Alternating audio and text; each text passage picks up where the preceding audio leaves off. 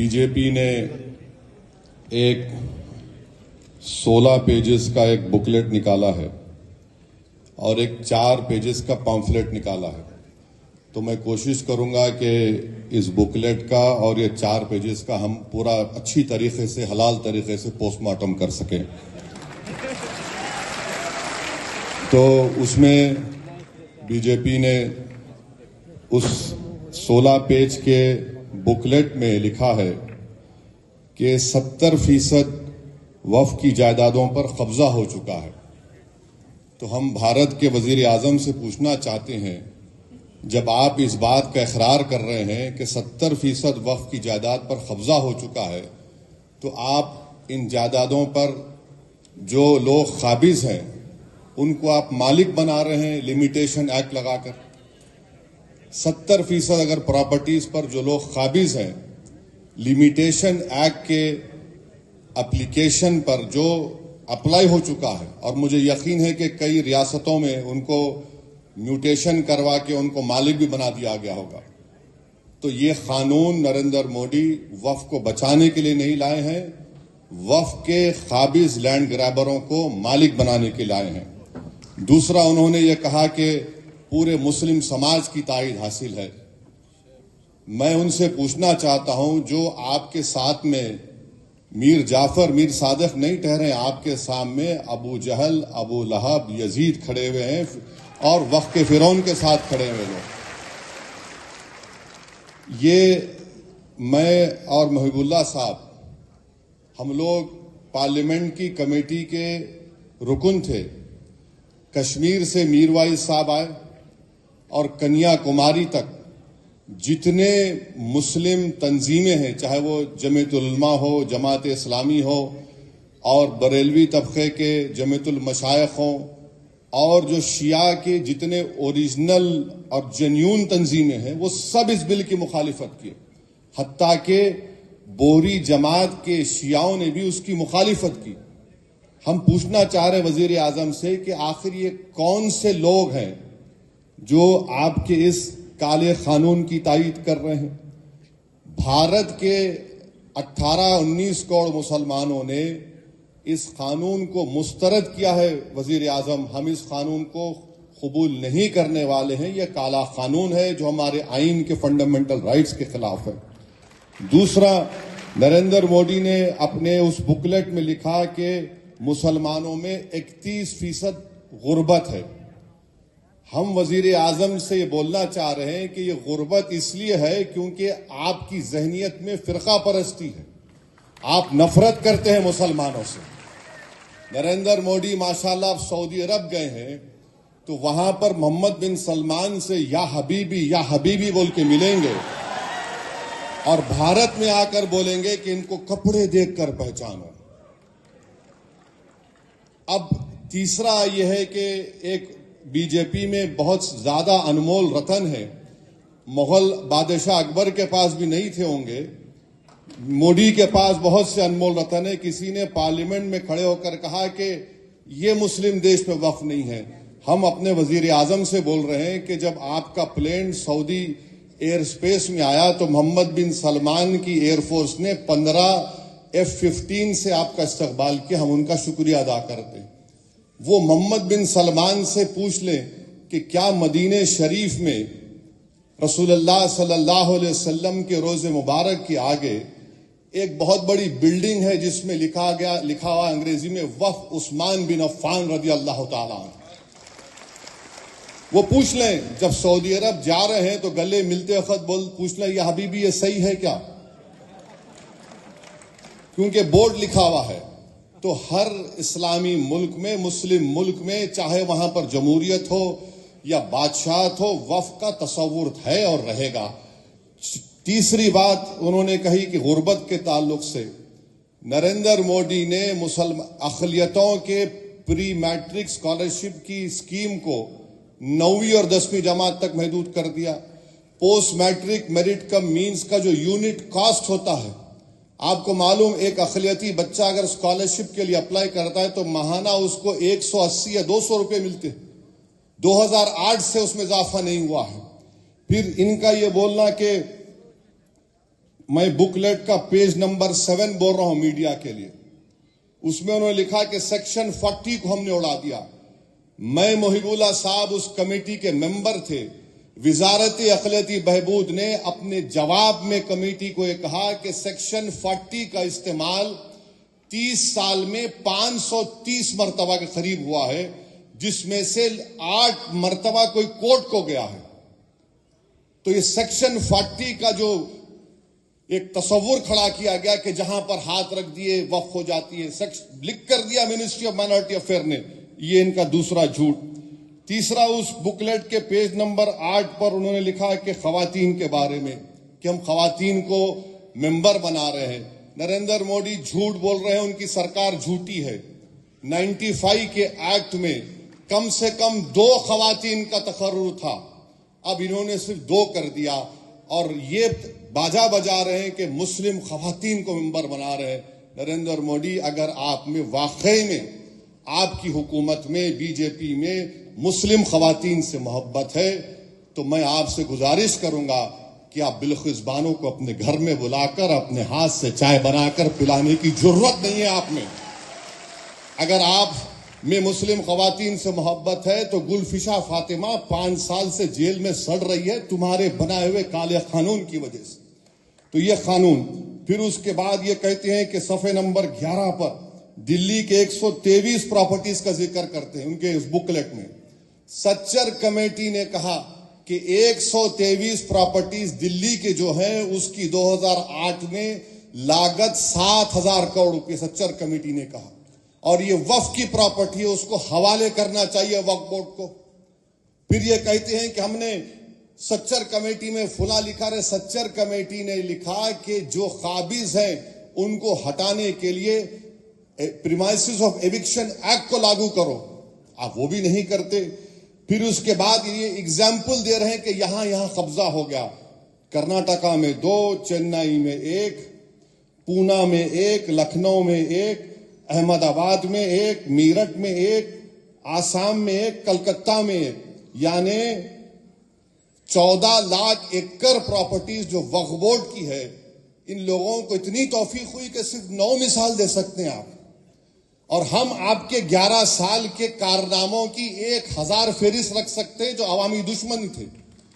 ये आप 11 मिसालें दे रहे हैं, और एक मिसाल दे रहे हैं चेन्नई के तिरुचिरापल्ली की। मोहिबुल्लाह साहब बैठे हैं चेन्नई में, जब हम गए थे वहां के गांव के लोग आकर कमेटी को बोले कि हमारा कोई मसला नहीं है, वक्फ से मसला खत्म हो चुका है। मोहिबुल्लाह साहब बोले हमारे सामने आकर। अब यहां पर उसका जिक्र करते हैं। अच्छा, फिर एक गुजरात के एक मुकाम का जिक्र कर रहे हैं, वो एक जजीरा है। वो जजीरे के ऊपर एक किसी औलिया अल्लाह की मजार है, खबर है, और वहां के मछेरे समंदर में जाने से पहले उनका एक रिवाज है, वो एक बकरा काट के जाते थे। हुआ ये कि जब मुंबई में हमला हुआ तो अजमल कसब जो पाकिस्तान से जालिम दहशतगर्द आकर हिंदुस्तानियों का खून किए, वो उस जजीरे पर रुक गए। तो जब से वो जजीरा बंद हो गया तो आप बोल रहे वो हम छीन लेंगे। अरे वो दहशतगर्द आए तो उससे हमको क्या करना है?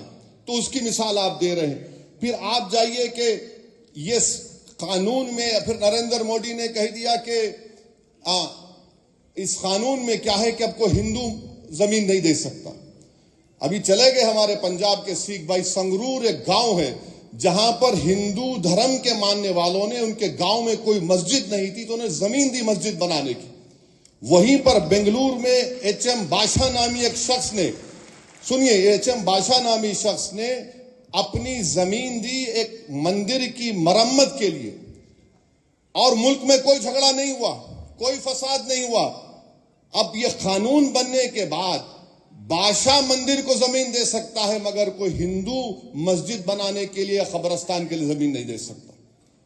इससे मुल्क का इत्तेहाद नरेंद्र मोदी कमजोर कर रहे हैं। फिर अभी जिक्र आया कि अभी कहा गया कि अब्दुल के बारे में, नरेंद्र मोदी को हम बताना चाह रहे हैं कि अब्दुल एक गीरतमंद मुसलमान होता है। अब्दुल पंचर जरूर बनाता है, हलाल की कमाई कमाता है, और अब्दुल ने अपना घर आपके दोस्त की तरह, जिसके जू में जाकर आप जानवरों के सामने फोटो लिए वजीर आजम, جس کے گھر میں شادی ہوئی تو آپ ہاتھ پکڑ پکڑ کر خوش ہو کر چلے. عبدل کسی یتیم خانے پر اپنا گھر نہیں بنایا, آپ کے دوست نے بنایا ہے. اور اس قانون کے ذریعے سیکشن 2 جو بنایا گیا ہے, بوری لوگ کہہ رہے تھے, ہمارے داؤدی بورا لوگ کہہ رہے تھے کہ سیکشن 2 سے ہم کو وقف سے نکالیے آپ.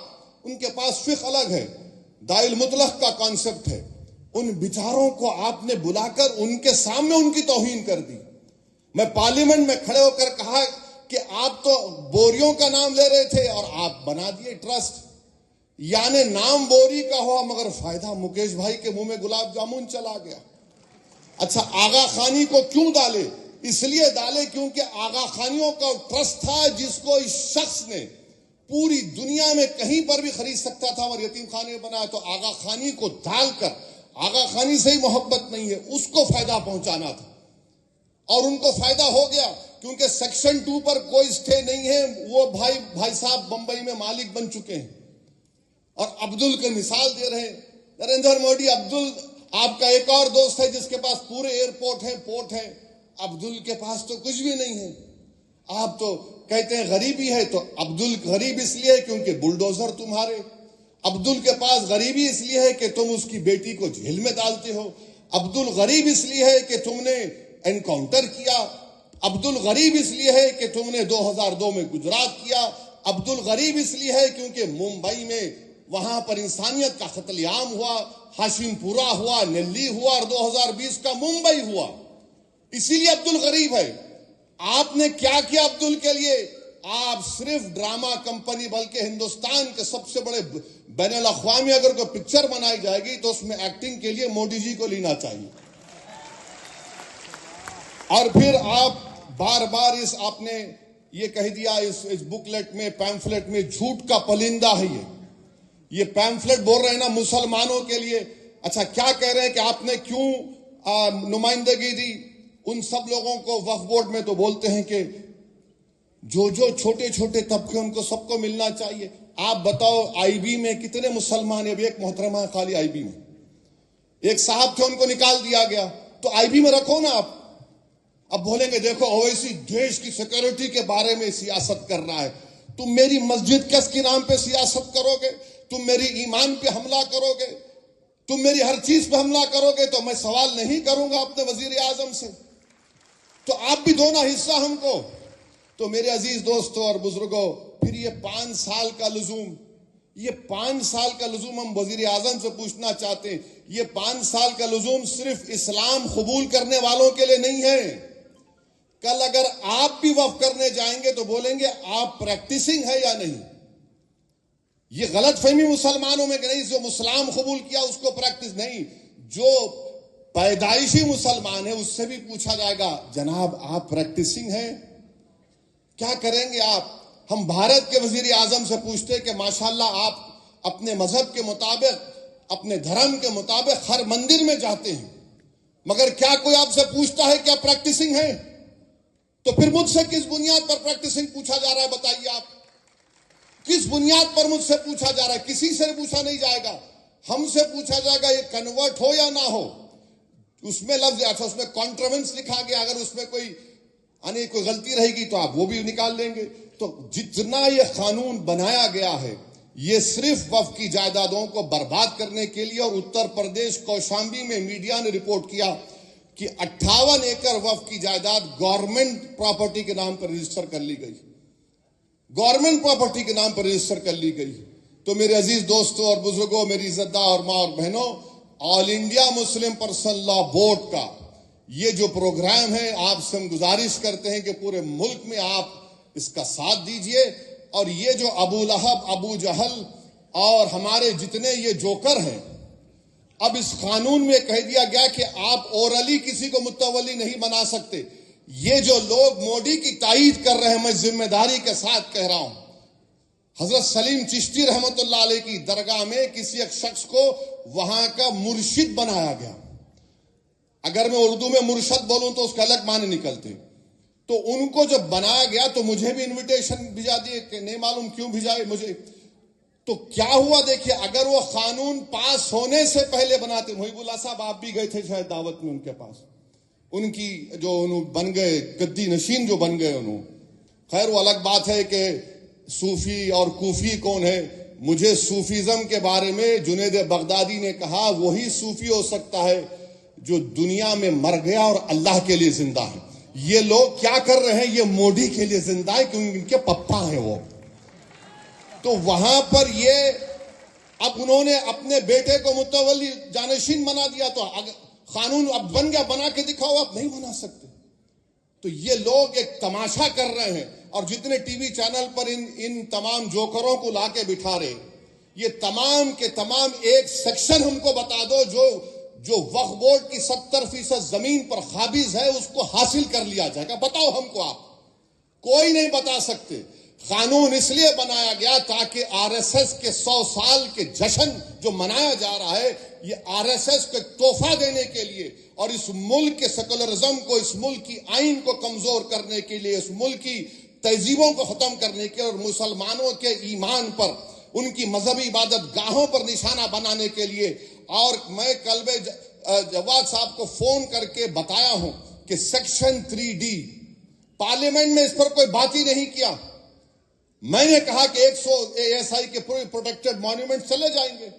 دلی کے 180 ASI کے مانیومنٹ سے وقف کی جائیداد نہیں رہیں گے. اب وہ نکل گئے ہمارے ہاتھ سے. ایویکیو پراپرٹی ایکٹ ہمارے ہاتھ سے نکل گئی. جو پنجاب ہریانہ میں ہزاروں ایکڑ زمین ہے سب ہمارے ہاتھ سے نکل گئی.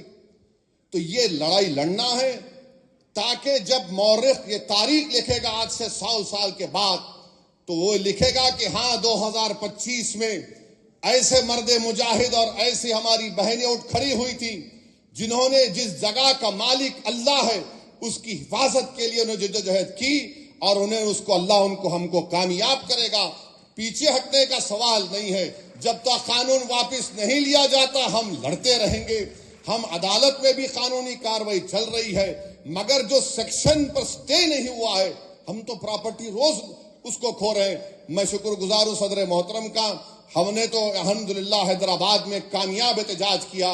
ہم امید کرتے ہیں کہ دیش کے کونے کونے میں ہزاروں نہیں بلکہ لاکھوں کی تعداد میں ہندو، مسلمان، سکھ، عیسائی سب آئیں گے. یہ آئین کو بچانا ہے. بھارت کی طاقت، اس کی خوبصورتی بھائی چارگی ہے، اس کو بچانا ہے. آئیے ہم سب مل کر اس کالے قانون کو شکست دیں. وآخر دعوانا الحمدللہ رب العالمین.